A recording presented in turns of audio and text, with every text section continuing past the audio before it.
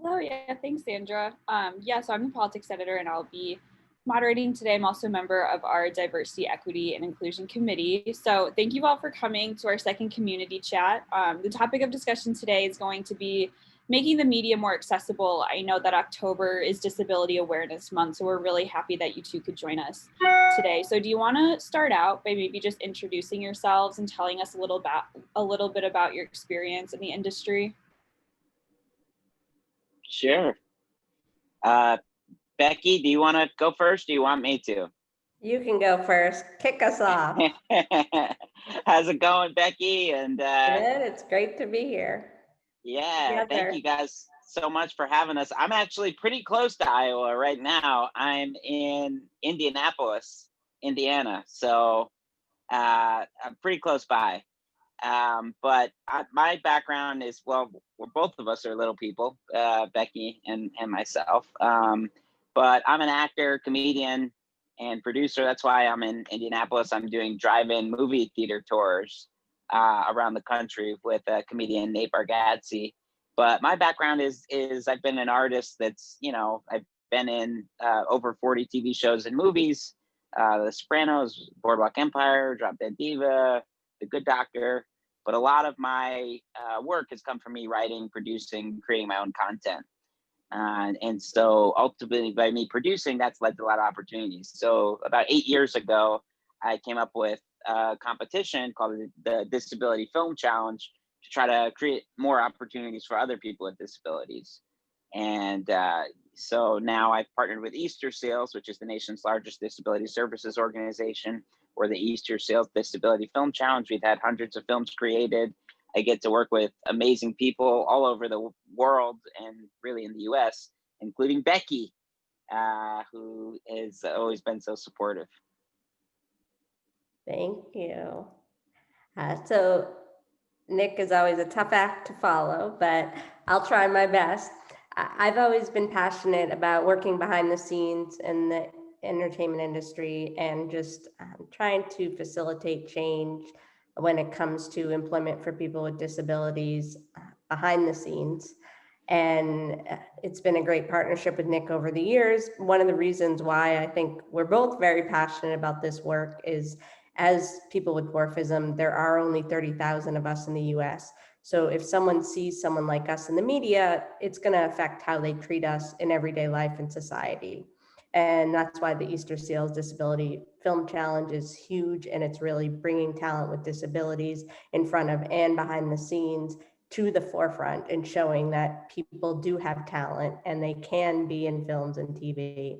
And one of the reasons that Alex was able to reach out to me is because I serve on the board of the National Center for Disability Journalism at Arizona State University. And what the board and people at the university have created is a style guide that helps people when it comes to etiquette and terminology when addressing the disability community. And it kind of goes into every single type of disability. But we may also all agree that you should start off just by calling someone by their name, and then you'll get to know them as a human being above all else. Yeah, thank you for introducing yourself. That's actually a really good segue into our next question. So I'm going to ask several questions, and then there will be a little time at the end for a Q&A. So could each of you give us a little bit of context on the current state of newsrooms? What are your current views of the accessibility of journalism? Do you think that it's getting better in 2020, or maybe what aspects of that do you think could be better? Well, I mean, for me, I think because everything is virtual, there's really very limited anything in the film and TV industry right now. Almost everything is being done remote. And I feel like the same is in journalism now. So you're getting a Zoom meeting, where normally if you have, say, a physical disability where it's harder for you to go into studio or to travel, now you can do that from your house. So I think in some senses it's kind of opened it up to make it more accessible. But then there's other factors when you're doing, virtual panels where, you need an interpreter, or you want to, caption, do live captioning, and, some of those other aspects can be tough. So I feel like, for the deaf and blind community, sometimes that can, there's other barriers there, but those can be worked with, audio description, captions, all kinds of other areas. And Becky, what do you? I don't know. No, I think it's come up a lot, especially in the political climate we're in. Just making sure that people with disabilities have access to the content that's being shared. So it is really important to continue to make sure that we're thinking about interpreting and captioning and descriptions for photos, especially when things are being shared on social media and just in general, that news consumption experience. A lot of the cable companies have it built in with captioning and may have audio descriptions as well, but we just want to continue to make sure that everyone can access the content, especially the content related to disability. We always say nothing about us without us. So making sure that people with disabilities are included in the stories, even when it comes to those news stories or fictional stories. And I think one other thing too that's kind of cool about this is, really when we're talking about journalism, that's such a wide lens. There's CBS, there's NBC, and it's like you have way more resources than, say, a smaller publication that it may be hard to do live captioning or pay the cost to have an interpreter there.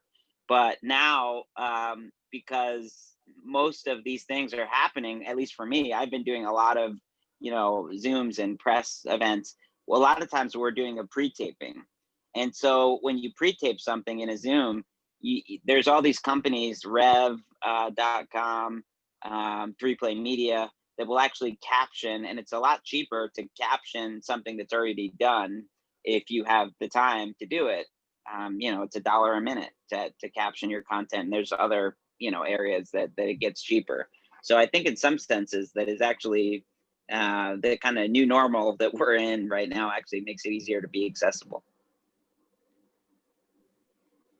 Yeah, so you touched on how networks like MSNBC, CNN, they have a lot of resources and they're more capable of making those kinds of accommodations, but you touched on a couple of programs. What are some other ways that newsrooms can be more accessible even as they face financial strain and have fewer resources? I would say planning. It's all about planning. I mean, I'm a producer, and so when I know, this is my budget, so on their side, it's like to allocate resources, to make it, to say, look, we have to pay the camera person, we have to pay this is all part of it's a line item in a budget. And if it's planned out, it doesn't have to be a huge line item. It can be cheaper when you plan it better. And then I think on the flip side, a lot of people with disabilities are great at being activists for themselves. I mean, as a little person, me and Becky, we know where to find that stool, like to help, ourselves reach something. So I think it's the same thing for many people with disabilities, that they're going to be there to help you find those accommodations that they need. And, with the planning, it's not that expensive. Yeah, I think that there's a stigma and assumption that all accommodation costs are boatloads of money, but most accommodations costs are less than $500. And someone with a disability coming into the newsroom is also bringing that perspective of facing a million obstacles to even get to the newsroom. So they're going to bring those problem-solving skills to the newsroom and bring more value to the storytelling. And even when it comes to just even accessibility, there are just a lot of tools out there that can help you do it for a reasonable price. I'd like to comment too, Becky. I love you got the disability in thing. I'm jealous. I'm like, I want a Film Challenge logo in my top corner. Yes, you should How'd do you get it. that thing, man? I got Ad Week to do it. That's awesome. Plug Ad Week. Yes. Yeah, so outside of financial strain, what are some other challenges that maybe you've seen in implementing more accessible resources in a newsroom? I mean, I would say right now, I mean, one of the barriers is just how many people are actually, hired that, have disabilities. I mean, that's the bigger, I would say, issue is like we have a lot of talent out there. We have a lot of smart people, great writers, filmmakers that I know that I've seen do great projects through the Film Challenge, and some of them have written op-eds and in huge publications. But I think we've definitely seen more people writing, press articles and in the journalism space, but I definitely think there's more room for hiring other people, and with more people, I don't see it as a barrier, but just things that together, as Becky said, I mean, these are not huge costs. When everything's said and done, when you're looking at the line item of the rent, of that office space in Manhattan, in San Francisco, in Chicago, in New York, a small accommodation is not really even going to be a blip.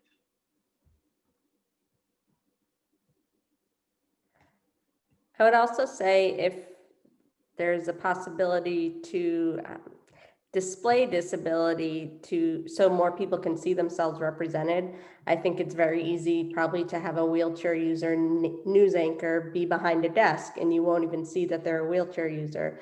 But it may be nice to create that authentic experience so more people can see themselves and know that the newsroom really isn't leaving the community behind and it's represented. Yeah, no, I think that's a great point. And there's a lot of pride. Our friend Lawrence Carter Long, he has a great thing that he says is say the word, disability, and it is, there's a lot of pride in our community. We want to hear the word disability. I like, I'm proud to be a little person. I like being little. I don't care, if I can't reach something, let's talk about it. I don't want to hide the whole fact. Show it on camera. Who cares? Like, let's make it, I think it's the more exposure, then the less stigma there is around these different disabilities. Definitely, yeah. So that being said, do you have any advice for journalists who are covering accessibility, or do you have any advice for how to seek out and maybe recruit or interview individuals with disabilities? Like, how can we make our coverage multidimensional? I would say the biggest way is, hiring people with disabilities to write those stories. When we're, I as a little person, I love when a story about little people is told from a little person, because I think it's just more authentic. So is there a way that, and sometimes it may not be as easy depending on, where you are in the country, what the budget is. But certainly for, some of those larger, networks, Variety, for an example, has been great, and they've hired a bunch of people with disabilities. Easter Seals put together a Abilities Unlimited piece, and all the journalists wore people with disabilities. So I feel like, when you're part of the community, it's much easier to find other people with disabilities to interview. But on the flip side, if that's not a possibility, or you're doing it on a quick turnaround, just do research. If you go in and type in even like Google or Facebook, or there's all these Facebook groups, and you'd be surprised how many people with disabilities like press. We like being in the media, and I think because it's important, because we're ultimately kind of sharing our story and getting more exposure for the whole community. Yeah, I think there are a ton of bloggers out there. If you just Google people with disabilities who are creatives, I think that you can find a lot of great content. And now more than ever, wherever you are in the country or the world, you can reach out to people and try to get these stories on the platforms, because people are ready to do the work and tell their story. I think another thing, historically, people with disabilities are used to being left behind. So we're going to do everything we can, going above and beyond, knowing that we're always going to work harder than that person next to us, just because that's the nature of what we're used to. So you're going to have a story with so much more depth if you seek them out. Absolutely. So do you maybe have any tips for how, like, as a news organization, we can seek out and recruit those individuals? Well, one, I mean, if it's like the Daily Iowan, if that's like at the University of Iowa, do you guys have like I just lost half of my earpiece. Hang on a sec. uh, is there like a disability, department on disability, or is there like organizations at that school? And then beyond that, I think there's so much, as Becky said, of people that we're it's such a different kind of revolution of thought process right now, where people are literally working from New York and San Francisco in the same day, and so many people are um, working all over the country, and especially as freelancers. So I think there's definitely a lot of opportunity for things like that. And maybe there's, a way where if you have a blog, if you have a Facebook page, you could do like a post and say, hey, we would love to find, we have opportunity for somebody, a writer with a disability, people interested in journalism. And I think put it out there in the world. So that maybe some people that are, it's going to motivate them to go out and identify themselves as having a disability, because there's a benefit when you kind of put that out there. And I would say the film challenge, Nick has had a lot of highly recognizable people who've been involved in that. So even if you go and check out all that amazing content, you can then Google people who have been in those films and their amazing stories that are already following them, and they would be glad to have more coverage. Yeah, no, absolutely. Actually, we have a great film challenge participant from Iowa that makes films all the time, and he's a great. I don't want to say his last name wrong, just because in the moment I'm thinking it, but Zach Meckham. He's very talented, and all over the country. So I'm definitely giving a plug. If you go to disabilityfilmchallenge.com, you can check out, we had 87 amazing films this year. What was unique about this year's film challenge is that because of coronavirus, we had to cancel and then restart. And this year was all documentary films. So in terms of journalism, these are all people telling their story, and very specific and personal.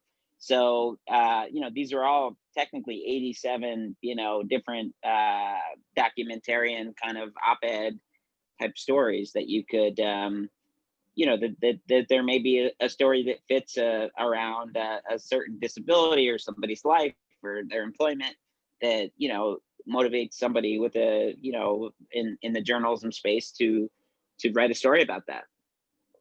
And then in addition to that, if there's a specific disability that you may be interested in, there in every area of the country, there are different chapters of different disability organizations, and you could get as specific as possible.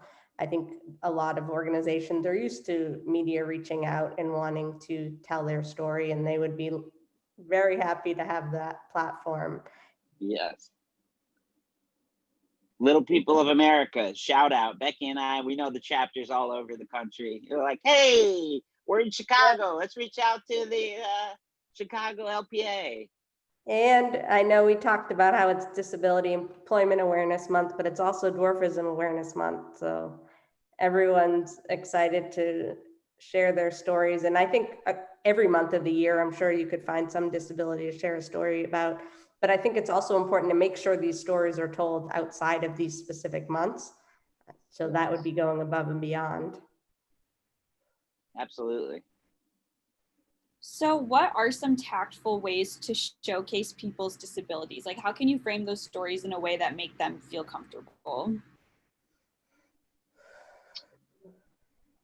I mean, to me, you have to have somebody with a disability involved in the creative. I mean, that's my personal view. When you're, if you have somebody with a disability telling their story, it's usually going to be a little bit more impactful. Now, there's definitely other examples though, where people are just brought into the creative and they're not necessarily writing the story, they're the subject of the story, but that writer has spent so much time getting to know them, researching, and so it becomes much more organic. But I think that the more time they get to know that person with that disability, then it becomes not about their disability from it's a different point of view. It's not that this is a patient, or, oh, this person has this disability and it's bad.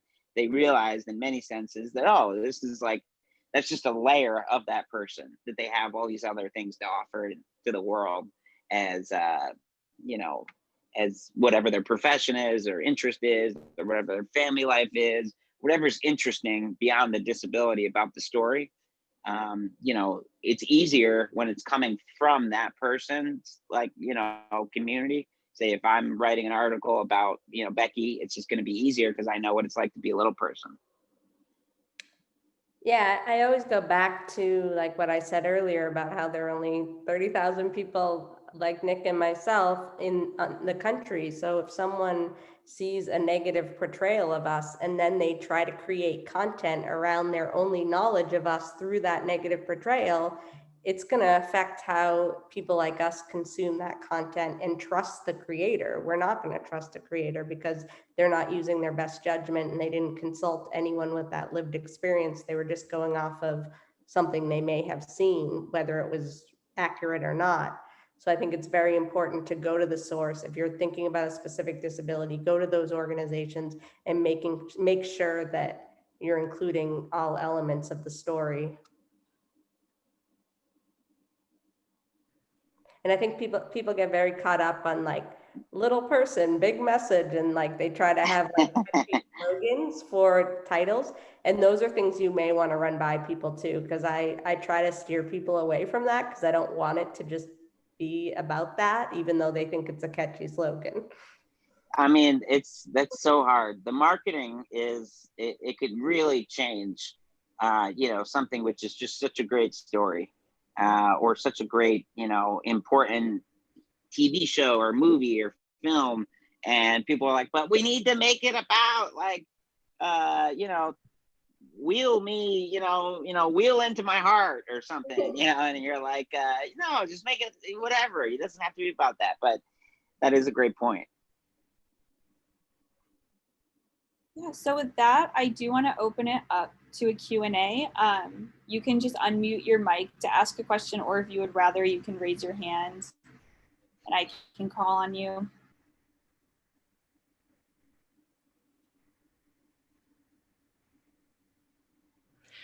I'm wondering what your favorite experience, what your favorite maybe media production creation has been, and if you could like talk about some piece of work that you're really proud of. Nick, that's all you. Well, I mean, I got to say the Easter Seals Disability Film Challenge, I mean, I created that. I'm very involved in it, so I'm a little biased, but I think we have created really probably, I would say, the most opportunities for people with disabilities, in the sense that we've had, dozens and dozens of people hired directly from the film challenge, in front of and behind the camera, because ultimately these are people creating their own films. And so these are authentic, and it's the best version of what they want to play, because they're completely in charge of all aspects of those films. And in many senses, the films are not about their disability at all. It's about them being integrated to the process of film production. But I've also been lucky enough to work as an actor for many years, and so I've gotten a lot of great opportunities to work on inclusive, amazing sets, including Loudermilk with the Farley brothers, and a lot of others. But I'm biased. I'm going to say the Easter Seals Disability Film Challenge. Yeah. So, Nick, I was on a panel in January with Gail Williamson, and what was so fascinating to me was she was talking about the income of her clients 3 years ago, the compilation of the income of her many clients with disabilities was like $50,000. And just this past year it was over 3 million. And that definitely has to do with the Disability Film Challenge and the connections and networking that people have been able to make. And it's a platform that allows for people to have these opportunities and visibility. And then the Casting Society of America has been doing a lot of great work putting together town halls to make sure they understand the needs of the disability community and challenging all of the casting directors to think outside the box when it comes to casting opportunities. If you see something that just says looking for a doctor, it could be a doctor with a disability. Why couldn't it be? And really making sure that you're creating a welcoming space, like in an audition room, making sure that it's an accessible room just in case a wheelchair user comes in for an audition. So there aren't barriers and you're not just thinking of, oh, we're going to make the place accessible when it's described as a character with a disability.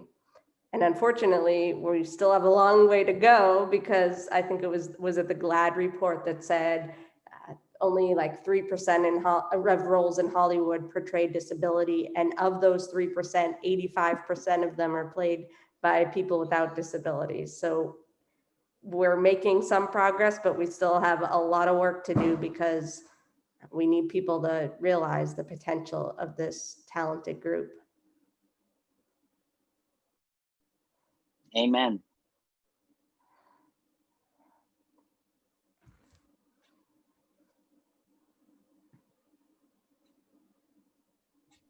I guess my question, and we've kind of like, with our community chats, we've kind of been talking about, you know, how to keep educating ourselves on different topics of, you know, not only just disability, but like race, gender, sexuality, and just like keeping resources coming as we attempt to report on some really important stories that come into the news. I guess, are there any resources that you would recommend that maybe podcasts or just things that you look to kind of keep yourselves informed as you remain in the industry and in the media?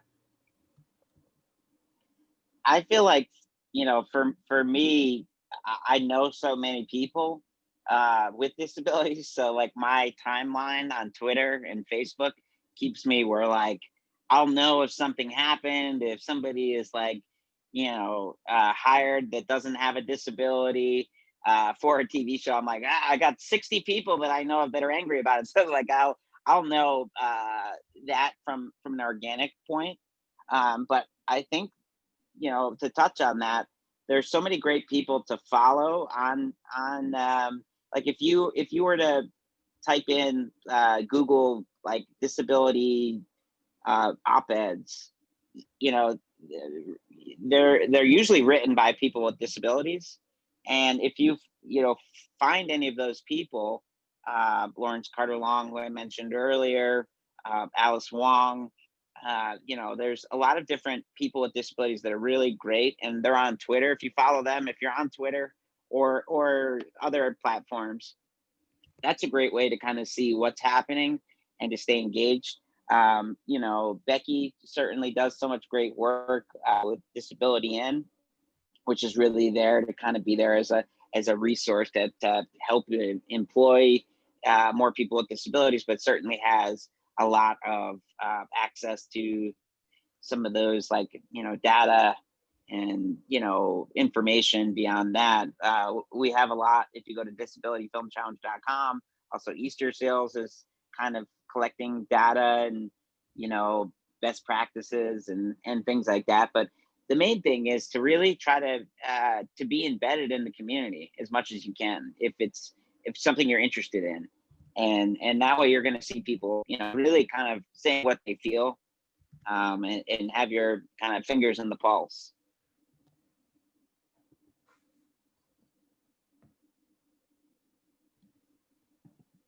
Becky, So what do you think? sorry. Oh, sorry. I agree. No, go ahead, Mom. So my question was just like, Sorry, I'm all over the place. I'm like, Becky, you talk now. Molly's, wait a minute, what? You want me or Becky? Sorry. Becky can go ahead and then I'll ask. All right, I'm a comedian. I apologize. I had to get No, something you're in. good. No, I've actually been using this time to, I've been part of different podcast Facebook groups. So there are some podcasts that are specific to different types of disabilities. It's really just Googling them. Emily Ledoux. What? Emily Ladow's got a good one too. The Accessible Stall podcast. There are a bunch out there, and you just have to seek them out, and we can kind of figure out how to get you resources that we continue to see too.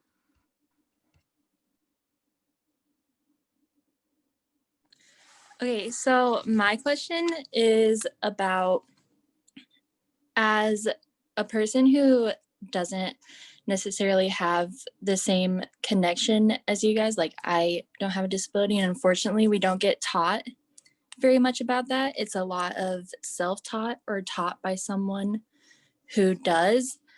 And how would you guys suggest going about figuring out how to explain that to people who don't necessarily understand all the like terms, and make it more efficient and easier for people to understand that haven't gone through any research or education on it? It's a good question. You know, I think that the for little people, it's talking to a little person and asking. You know, it's that when you see something, say something. You know, I think it's an open dialogue in many senses. Beyond that, I think you know, terminology continues to change. Becky just nailed it. She's got a resource right there, so I'm going to turn it to her. She's got a good. She's good like that. She's already has that waiting in the wings. People prevent themselves from doing the work because they're afraid of saying the wrong thing. And I think we need to get more people to just stop being fearful and just dive into the work. And if they flop, they flop, and someone will tell them how to do it better, hopefully. We always say, ask questions, don't make assumptions. So I think there's just a lot of like walking on thin ice because they're afraid to address the elephant in the room. And we just need to get straight to the point and work together to continue to do this important work. So the terminology guide that I put out there was through the National Center for Disability Journalism, and it really addresses the different types of disabilities, why people don't prefer certain terms. So it's at least a starting guide, but as I had mentioned before, talk to someone by their name, and then they'll start to teach you the way on how to best tell those stories.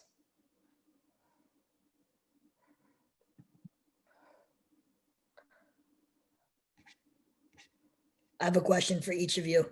Oh, who's that guy? Look at this guy. There he is. So I have a real question and a funny question. My first question is basically to Nick and to Becky. I want to talk about the importance of a role model or a representation. And so you both have been able to carve out a really respectable career in the disability industry in two different ways. Who was your role model for each of you as you entered this field? And maybe you didn't have one, but who was that? And my second question is, Nick, why are you doing this from a dim lighted room? Were you kidnapped on the road or something? I'm on a tour bus right now. I'm on this Nate Bargatze's one night only tour, so doing stand up around the country, and so that's this is the best lighting I could get. So please. That sounds like more than one night. Yeah. So role model, that piece, I would say I really didn't have any, and that's I think why I chased this career, because I wanted to see change. And that's why it was so hard to get my foot in the door in the first place after college, because I didn't see anyone like me in these roles, or like in behind the scenes type roles. And I continue to watch actors with disabilities. I have a friend who both Nick and Clint know very well, who passed away, but he was pursuing a career in acting, and I saw all the challenges that he faced as he was trying to go to auditions and prove that he had the talent, even though he was shorter than most other people who would walk in the room for auditions. And there was a big communication barrier. People would say that he was going to an audition for one thing and he was going for something else.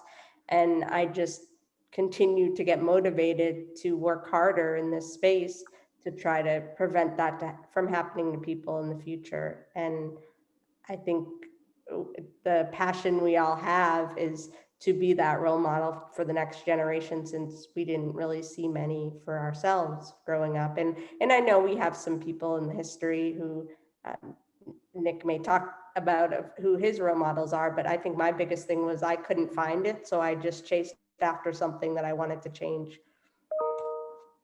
Yeah, I mean that's actually a good point. Honestly, when I you know, my background is I'm a comedian and actor, and so when I got into this disability space, I didn't really know everybody in the disability world. I just knew little people, you know, that was my connection into disability. So I knew Becky, and actually I know Clint, one of my best friends who asked this question.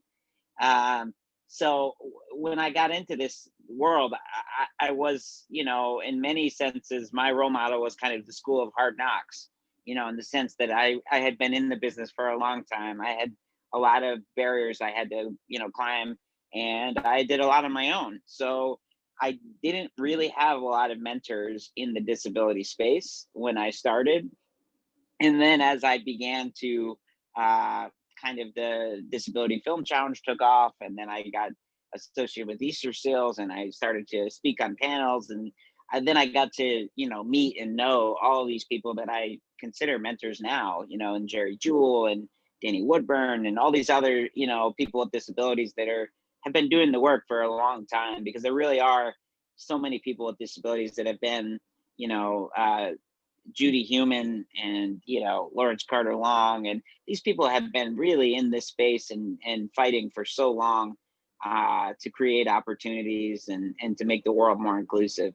So I've been lucky to, you know, get mentored and really call many of these people friends. But I think at times, you know, now it's easier, I think, to find mentors. I mean, I feel like social media, even in the last couple of years, has just exploded.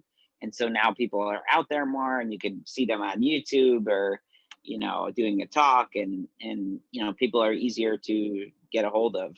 I'm old, so when I started, it was like pre-Facebook, you know, and things like that. So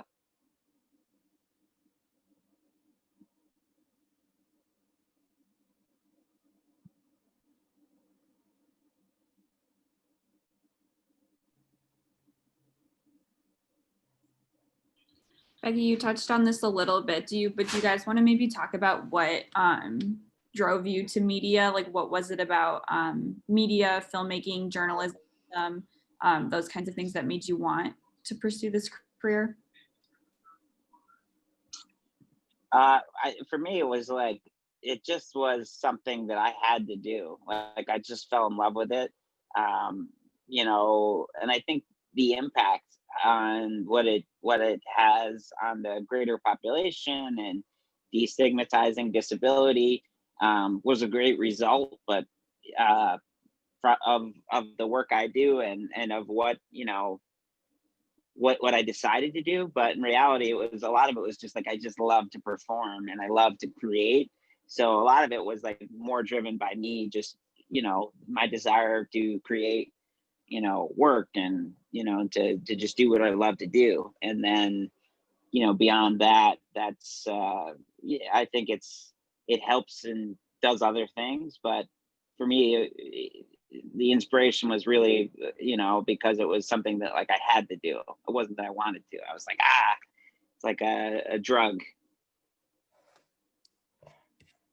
So for me, I was a marketing major in college, and I thought I wanted to pursue a career in advertising, which is an angle of media. I had reached out to like 100 ad agencies in the Boston area where I was living. And the one that responded to me was one that was connected to the entertainment industry. It was called Allied Integrated Marketing, and they would fill advanced movie screenings with target audiences. So Happy Feet, try to find a lot of families to go show up and watch the films. And then I would write notes based on how people reacted. Those notes would get sent to the studios and they would decide if they wanted to make any changes to the movie before the wide release. And it was during that time where I realized, like, wow, people take this seriously. Like, people attending these movies were like, we're going to do everything. We're going to drop everything to show up to a film and contribute. And just the attention the industry gets was like a driver for me to continue to pursue internships and then full-time jobs in this space, because I knew that eventually I could try to impact the change. But I worked really hard to not voice what I was passionate about until I got my foot in the door and had some experience and got the credibility, because I didn't want it to just seem like I was just doing this job for my own agenda. So I think it was important to find that balance and figure out the right time to express what I was passionate about.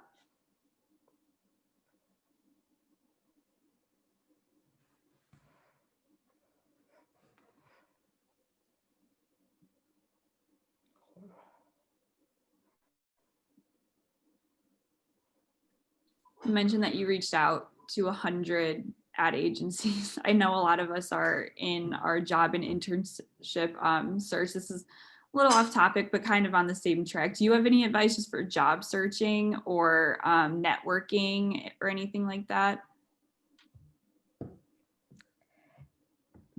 So I guess it depends on whichever type of career you're looking to pursue. But as Nick mentioned earlier, and as the questions have been asked around the theme of mentorship, it's important to find those mentorship opportunities so you can get that guidance. So the organization that I work for, Disability In, we do have a mentorship program for students in STEM, finance, and business fields, where they get paired with people who work at corporations who are interested in hiring people with disabilities. But then as far as the entertainment and media space, Nick, do you want to kind of talk about those types of opportunities? So the biggest thing for those kind of opportunities are trying to do as much as you can without somebody else doing it for you. And then you're going to find your mentors. So, you know, what I always tell people, and I would say I mentor maybe, you know, hundreds of people a year, inadvertently, because through the film challenge, I'm, you know, through doing panels, through doing things, I would say maybe 1,000 people a year where I'm just giving, you know, and I wouldn't call it really mentoring, but talking and giving advice, or just whether it's in conversation or email. And my biggest advice is always to do as much as you can on your own. Write, shoot. If you want to be a comedian, you got to get on stage. You have to perform. You have to write. You can't, you know, I can give you as much advice as I can, but if you want to be a comedian, you got to tell jokes. And if you want to be a writer, you got to write. And if you want to be an actor, you must be in class. You must be doing YouTube. And I think, honestly, that is the case really even outside of the entertainment industry. A mentor can only take you so far. You have to do as much as you can to be in the best position for that role as you can, because, you know, they're going to be able to tell you their point of view, but for many people a lot of it is like, it's trial and error, and it's failing, and then you learn how to get better through experience. Does anyone else have any questions? Or Nick and Becky, is there anything that you want to add that we didn't ask you about? No, I mean, I just want to thank you guys for having me. I mean, this is, you know, and getting to talk with Becky, hang out. I feel like we're in Iowa. Yeah, even though we're not. We're hanging out in Iowa. I'm pretty close. I'm in Indiana. So I don't know. It's like, how far is that? You know, like, I'm bad at geography. I don't know. Close. You need to take your tour there to their, I guess everyone's probably like in their own places. Are you guys on campus, or are you at your homes? A lot of us are on campus. I think about 80% of the university classes are online. So yeah, well, that's awesome. Well, I, thank you guys so much. And last plug for me, we're pretty soon, we're going to be announcing the 2021 Easter Seals Disability Film Challenge. So be on the lookout for that, but please go to disabilityfilmchallenge.com. Check out 87 amazing films that were created this year. I'm going to be on C-SPAN on Sunday night, and the winning films will also be playing on that too. So if you want to check that out at 8 or 11 p.m. Eastern Standard Time. Awesome. No, thank you guys so much for your time. This was really awesome. I'm glad we could do this. Yeah. Thank you. Bye, everybody. Bye. Take care. Thanks.